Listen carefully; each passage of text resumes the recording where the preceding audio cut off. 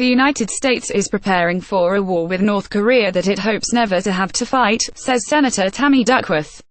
When Senator Tammy Duckworth returned from a recent trip to South Korea and Japan, she brought back a sobering message. Americans simply are not in touch with just how close we are to war on the Korean peninsula. In a speech at Georgetown University, she laid out the U.S. military maneuvers over the past several months, including a nuclear-powered submarine heading to South Korea, the movement of 3 aircraft carriers to the Western Pacific, and the Army testing out mobilization centers for deploying troops and training soldiers to fight in tunnels like those beneath North Korea, that inform this worry. In an interview with me, she said the U.S. military seems to be operating with the attitude that a conflict will probably happen, and we better be ready to go. The Illinois Democrat believes this is primarily a response to the rhetoric coming out of Washington, where members of the Trump administration have repeatedly threatened to use force if diplomacy fails to prevent North Korea from acquiring the capability to strike the United States with nuclear missiles. And even though the administration continues to emphasize its preference for a diplomatic solution, I feel like the military hears the war-mongering tendencies coming out of the executive branch and many in the legislative branch and have seen the writing on the wall, and they said, "Holy cow. We're more likely to be called on now than we were 2 years ago," Duckworth said. "I know that the military's job is to be fully ready for any contingency, and I commend them and support them for continuing to prepare for war. I'm not saying that they're going to war," Duckworth said at Georgetown. "But it's painfully clear from my visit to the Korean demilitarized zone, and these movements that I am seeing, that we shouldn't ignore the signals that our military is sending with these actions. We know that the North Koreans and our allies in the region are certainly paying attention." Duckworth, a retired lieutenant colonel who lost her legs during the Iraq War when insurgents downed her helicopter, took the trip along with Ruben Gallego, a Democratic congressman from Arizona and a fellow Iraq War veteran, earlier this month. The two met with top South Korean and Japanese diplomats and defense officials as well as commanders of U.S. forces in South Korea. Duckworth said that she found all 3 of the major military actors, American, Korean, and Japanese, more ready for war than they've ever been. Subscribe, receive daily email updates. Subscribe to the Defense One Daily. Be the first to receive updates. The U.S. military, she said, is beyond the training stage. They're at the getting ready for operational readiness state, with, and I heard this time and time again, hope that they never have to fight.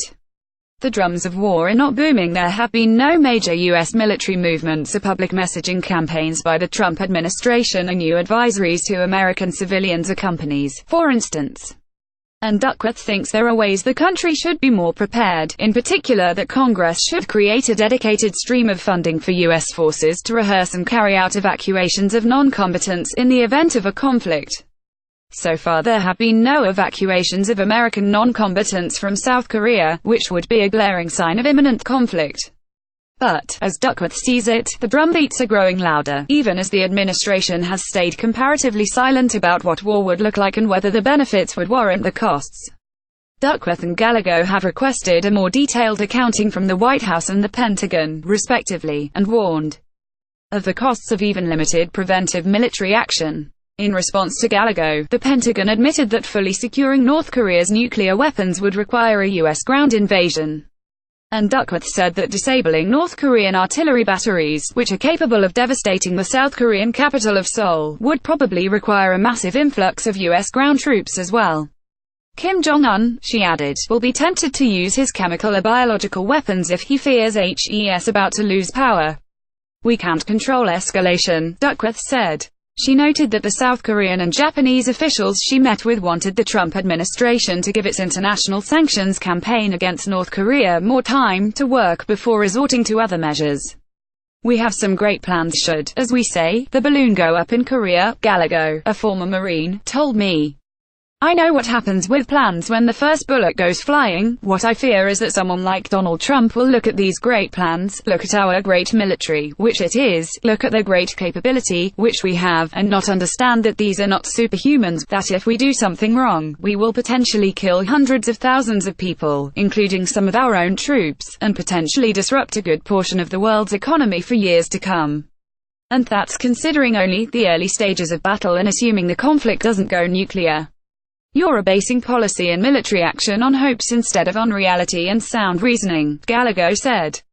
Does this sound familiar? For me it does, as somebody who ended up serving on the front lines of the Iraq War, where I was supposed to be greeted as a liberator. Instead I basically got shot at every day. Robert Neller, the commandant of the U.S. Marine Corps, acknowledged the limitations of military plans during an appearance at the Center for Strategic and International Studies on Thursday. If a U.S. conflict with North Korea were to go down, I'm not now so sure it's going to go down the way we planned. It never does, he said. Neller stressed that he hopes such a fight never breaks out. Nevertheless, we want to be ready, and we want to have a capability that allows our diplomats to come up with a diplomatic solution. Neller said he and other heads of the armed services have gotten familiar with the geography and the plans and done some logistical preparation that's just prudent.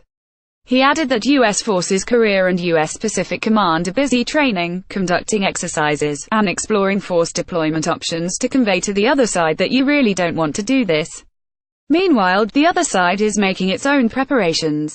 Alexander Vorontsov, a Russian Korea scholar, recently wrote that North Korean foreign ministry officials he visited in Pyongyang in November told him they did not want war but would not hide from it either.